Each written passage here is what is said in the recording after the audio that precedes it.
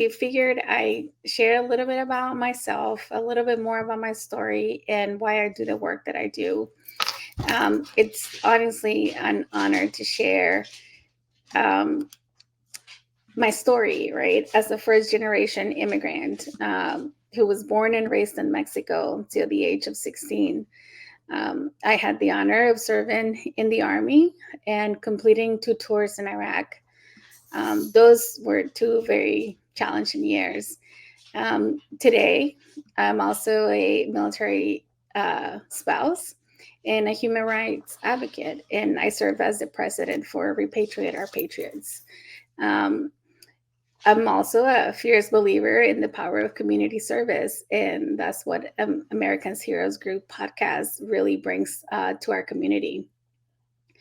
Earlier this year, I'm going to share just a little bit about an organization that I'm part of. I had the privilege of attending the Veterans Organizing Institute, where I found my way to Common Defense. And Common Defense is an organization that I believe you guys have heard about. I know the show has hosted one of their leaders a couple of times, and I think they're also due to be on this week. Um, Common Defense, it's really an organization that gives us veterans really a purpose after serving in the military. Is one of many organizations that gives veterans a purpose. Their focus is on advocacy and on helping veterans take control of their communities. Not take control of their communities is not a really good phrase. Take control of what happens in their community, right? By advocating, by continuing to support and protect and defend their rights that we all fought for. Um, the Veterans Organizing Institute really provides a platform of an educational platform that teaches us the how to best advocate, how to bring change into our communities, and how to have our voice be heard. Within Common Defense, they have the Latinx Caucus. And honestly, after attending the Veterans Organizing Institute, it was a no-brainer for me to join Common Defense. In a very short amount of time, I found my tribe in advocacy, a group of veterans and allies that really understand that our mission doesn't end when we take off the uniform. Common Defense really has empowered me to raise my voice and fight for the values that brought many of us to serve in the first place: equality, justice, and democracy. And we all know that with our current state of the country, it's really even more critical, right, to be knowledgeable and understand what our rights are and who really has the authority to implement laws and regulations in the state and the county and the city that we live. Um, Common Defense isn't just an organization filled with incredible people. They're truly amazing. It's like basically um, your platoon, your company, your squad, right? And it's their Common Defense is a movement that gives veterans like me the tools to continue serving our country by advocating for real, lasting change. Um, and I encourage everyone who's listening right now to do a Google search, a quick Google search for Common Defense. Check out their resources, check out their membership, and the um, the topics that they're advocating for. Right, they are advocating for climate. They're advocating for ceasefire. They have several, uh, I guess, topics that they advocate for. Um, they From holding our leaders accountable to protecting our communities, Common Defense really lives by the principle of to never leave a comrade behind. The Latinx Caucus really has taken on the challenge, and has joined our ranks on fighting for deported veterans advocacy and to prevent future deportation. And whether it's fighting for healthcare, defending our democracy, or preventing veteran deportation, the mission is clear, right? We don't stop fighting when we come home. We continue to stand for what is right, and we always do that. I have to commend our host here, the America's Heroes podcast, for really giving veterans like myself a platform to have honest and open conversations about the things that matter to us. Within the Latinx caucus in particular, they have taken a crucial issue, right, which is close to my heart, and it is to stop veteran deportation. A lot of you may not know that fellow veterans who answer the call of duty and often find themselves exiled from the country they swore to protect and defend. And I have to say that I was one of those persons. In 2018 is when I found out that veterans were being deported. Growing up, I obtained my legal permanent residence. My parents were the ones that did all the applications, and honestly, I was clueless to what immigration laws had or how it even impacted me. And just like so many veterans, we joined the military with the promise of citizenship, and then for one reason or another, their paperwork doesn't get filed, or it gets lost in the S1. Some of you soldiers listening know what I mean. Then after they leave the military service, they may have gotten into trouble with the law. From what I've seen, is usually a lot of something relatively minor that will result in a slap on the wrist for most Americans who are US citizens. But just because these veterans didn't file the right paperwork at the right time, they get deported from the country they served in uniform. And I was one of those that was ignorant to this even happening. Once I found out about it, I just couldn't look away. I couldn't stand by and not do anything for my fellow veterans. The military had no problem processing their paperwork to join the service. They did it with me. But somehow we couldn't grant them citizenship.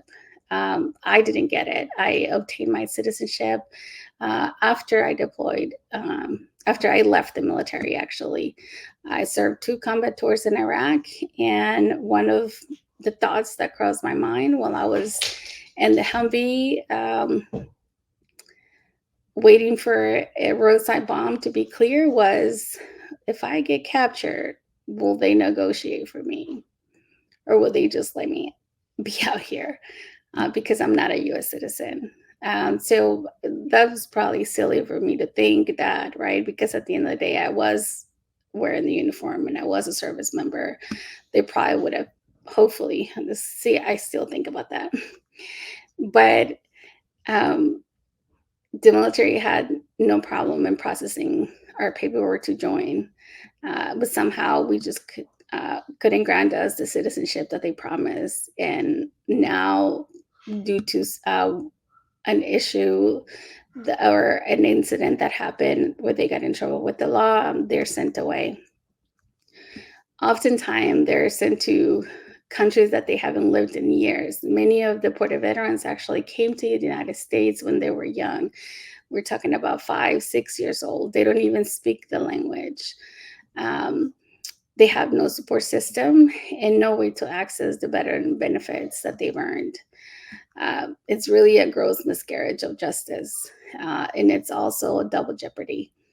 Double jeopardy because when they commit the crime, they don't just pick them up and deport them. No, they serve the sentence for the crime that they committed, and then they're sent to detention, and then they're deported. So it's like they're being punished twice without giving a second chance. Common Defense and the Latinx caucus are committed to bringing these veterans back and to prevent future deportations, just as Repatriate Our Patriots is to do the same. We are part of a deported veteran coalition. that we are committed to bringing deported veterans back. And really, we're working with a broad coalition of organizations like LULAC, which is the League of United Line American Citizens, the ACLU, and my organization, Repatriate Our Patriots. And it's really about fulfilling the promise that we made to each other, that we would never leave anyone behind on the battlefield or at home. And that's why we're here every day. That's why we find ourselves talking about issues that are important to us and bringing awareness to all of the things that often are not on TikTok or are not on Instagram. But that is just why I am proud to be a member of Common Defense. That is why I am proud to be have this time here, Americans Heroes Group podcast, to just have a space and really bring you guys updates on what's going on in the deported veteran issues, what organizations are joining the fight, like Common Defense, ACLU, LULAC, and many other organizations who are really finding out what it is that is happening, and they are really wanting to change this. And right now, our democracy is at risk. We really have to be mindful and really learn about our candidates that are running for office in our districts and in our states and even with our president, so that we know and make an educated decision, not just on not just on the presidential vote, but within our district and our Senate and our governors, because they're the ones that really control who makes the decisions. If the Senate and the House do not agree, the law doesn't pass. Yes, there is a presidential executive order, but we have not seen that done for everything. And again, another president can come back and get rid of that. So it's important that we pay attention to our local leaders, right? Who is making the decisions about our taxes? Who is making the decisions about the school, about the education, about the taxes that we pay within our community? So as far as an update, I do have a couple of things that I would like to share as an update. We are currently working on sharing that we have found out that there has been a brief that has been put into the DC to actually get rid of naturalization at basic training. This is something that we didn't know had been started.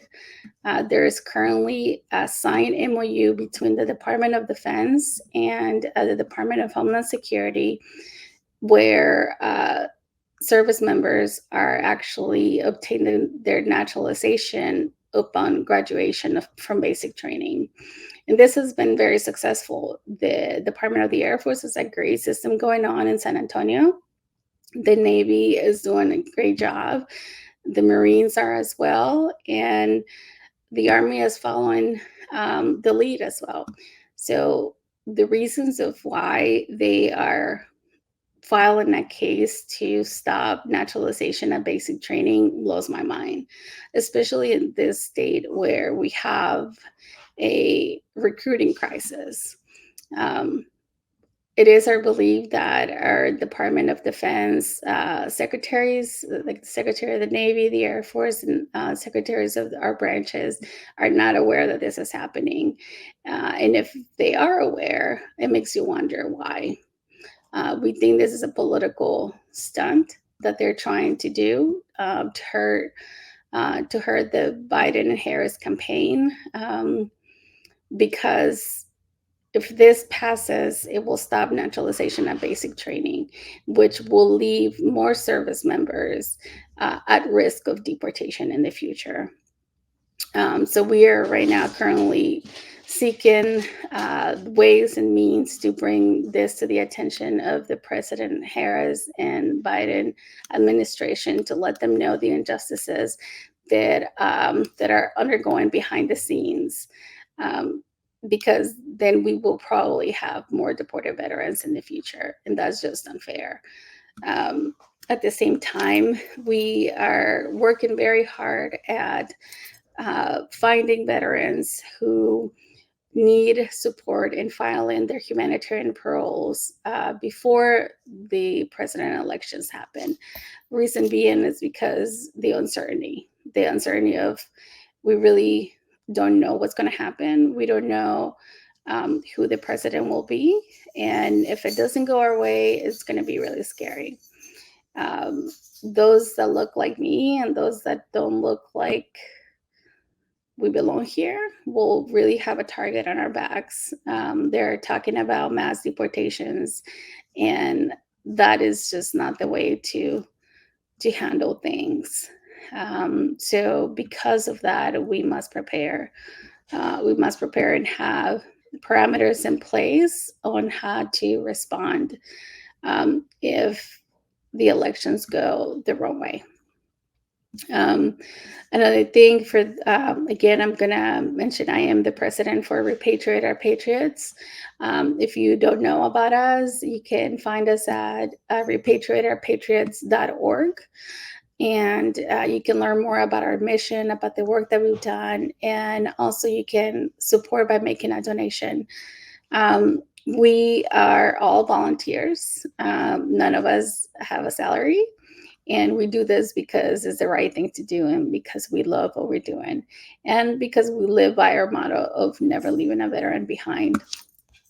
You can follow us on Instagram, Facebook, TikTok, social media, and LinkedIn at repatriateourpatriots.org. And please send us a question. Join our mission, join our fight, and learn more about what's going on to our veterans who are not U.S. citizens, but still raise their hand to protect and defend this country.